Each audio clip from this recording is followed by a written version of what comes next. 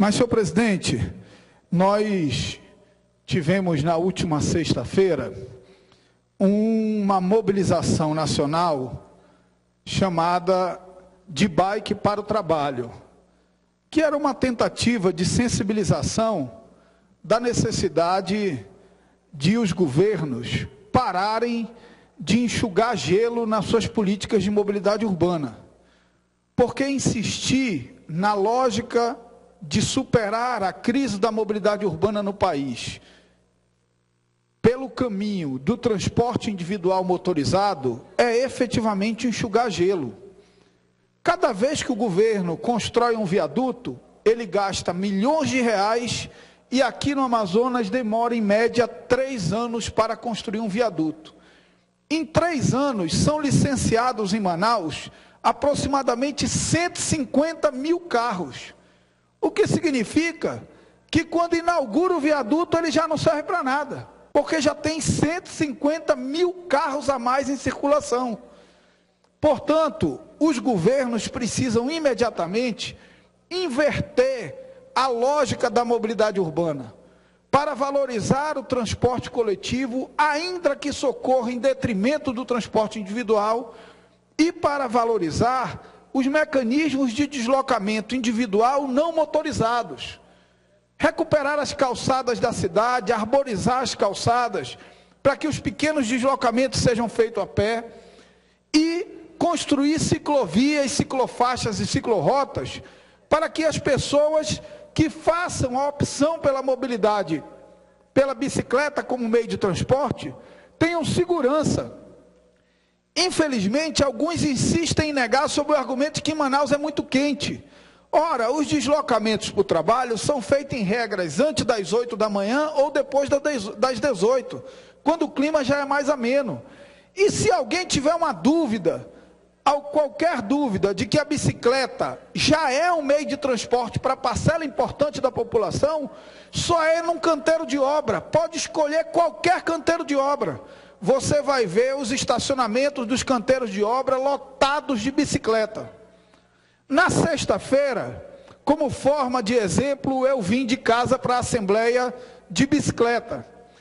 Mas esse tornou-se um fato absolutamente irrelevante diante do que aconteceu no final do dia na sexta-feira, no início da noite de sexta-feira, quando um ciclista foi atropelado por um ônibus articulado na Avenida Torquato Tapajós e faleceu. No sábado, quando outro ciclista foi atropelado por uma caçamba e faleceu.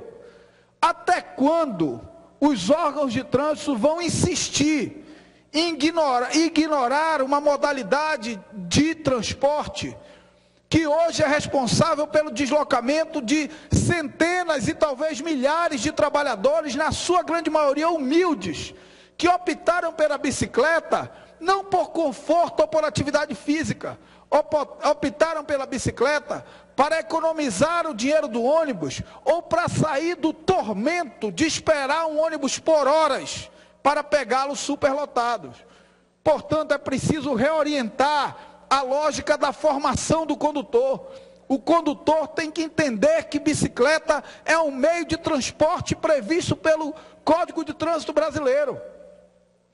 Mas fora isso, senhor presidente, o Dia das Mães na cidade de Manaus amanheceu o dia seguinte com 2 mães enlutadas, com uma mãe enlutada, porque eram irmãos, com um acidente violento e absolutamente despropositado às 5 horas da manhã da segunda-feira. Até quando nós teremos que conviver com mães chorando a morte dos seus filhos pela irresponsabilidade de quem bebe e dirige?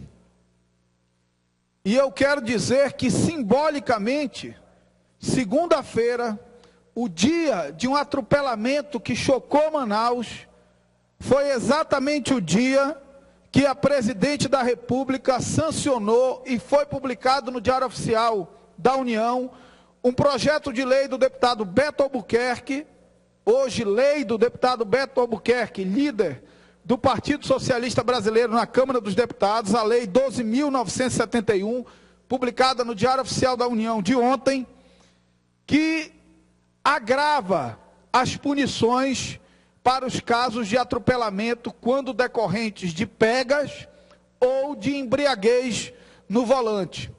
Primeiro, ampliando a pena máxima, que hoje é de 3 anos, podendo chegar até 10 anos. E o segundo, mudando a modalidade de detenção para reclusão, o que permitirá que nos casos de lesão corporal ou de morte decorrente de acidente de trânsito, quando houver pega ou embriaguez no volante, o início da pena seja feito em regime fechado. Não dá mais para conviver com a impunidade numa modalidade que cada vez mata mais gente no Brasil e no estado do Amazonas. Mas o que é mais grave, deputado Fausto, a despeito de todo o esforço que o Detran tem feito, é preciso a insistência. As blitz da lei seca não podem ser esporádicas. Elas têm que ser permanentes e nos locais onde é sabido que as pessoas saem bêbadas dirigindo. Quem não sabe que naqueles forrós da Ponta Negra, no domingo, tem gente que sai de lá bêbado dirigindo? Quem não sabe que em alguns bares da zona centro-sul de Manaus, tem gente que sai de lá bêbado dirigindo? Portanto, o Detran sabe a hora e o local onde há uma maior incidência de embriaguez no volante. Tem que ir para a porta desses locais, toda noite, todo final de semana, até o motorista tomar vergonha na cara ou até o lugar fechar, porque está todo mundo preso e ninguém mais quer ir para aquele lugar. O que nós não podemos é conviver e continuar convivendo passivamente com essa absurda quantidade de morte violenta no trânsito. Já concluído, senhor presidente, o deputado Beto Albuquerque também apresentou o projeto de lei 5525 de 2009, que estabelece o Plano Nacional de Redução de Mortes e Lesões no Trânsito. E eu comunico, senhor presidente, que apresentarei na quinta-feira um projeto de lei nesta casa para estabelecer o Plano Estadual de Redução de Mortes e Lesão no Trânsito, para que as metas de redução de mortes e lesão no trânsito sejam estabelecidas em diálogo com o Detran, com o Manaus Trans, com o SMTU e com a sociedade, mas que sejam estabelecidas metas claras. Não dá para de um ano para o outro aumentar o número de mortes violentas no trânsito. Isso é a comprovação da falência da política adotada até agora. A despeito, e isso tem que ser reconhecido, de todo o esforço do diretor-presidente, atual diretor-presidente do Departamento Estadual de Trânsito.